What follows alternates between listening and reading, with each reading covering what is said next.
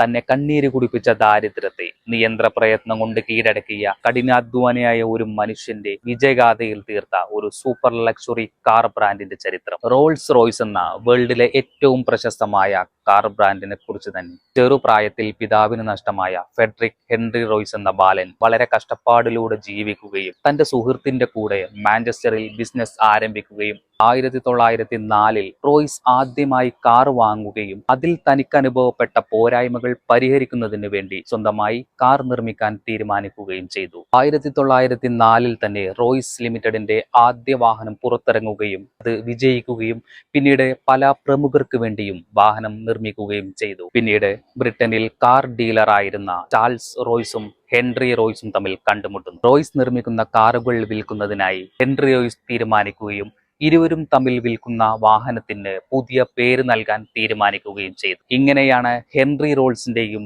Charles റോയ്സിന്റെയും സർനെയിമുകൾ കൂട്ടിച്ചേർത്ത് ആ ഒരു ചരിത്ര ബ്രാൻഡിന്റെ പിറവിയെടുക്കുന്നത്. വളരെയേറെ കസ്റ്റമൈസേഷൻ, 44,000-ലധികം കളർ ഓപ്ഷനുകൾ, hand made pantheon grille, hand crafted dashboards, roof starlight തുടങ്ങി നിരവധി പ്രത്യേകതകളാണ് റോൾസ് റോയ്സിനുള്ളത്. ഇത്രയേറെ വിലപ്പെട്ട, ഇത്രയേറെ പ്രത്യേകതകളുള്ള ഈ വാഹന ബ്രാൻഡിന്റെ പിന്നിലും ഒരു ദാരിദ്ര്യത്തിന്റെ, വിശപ്പിന്റെ കഥയുണ്ടെങ്കിൽ നമ്മൾ ഇന്ന് ഈ കാണുന്ന പലരുടെയും ഇങ്ങനെയുള്ള ജീവിത സാഹചര്യങ്ങൾ നാളെ ചരിത്രത്തിൽ ഇടം നേടാനുള്ള ഒരു കാര്യമായി തീരട്ടെ എന്ന് നമുക്ക് ആശംസിക്കാം.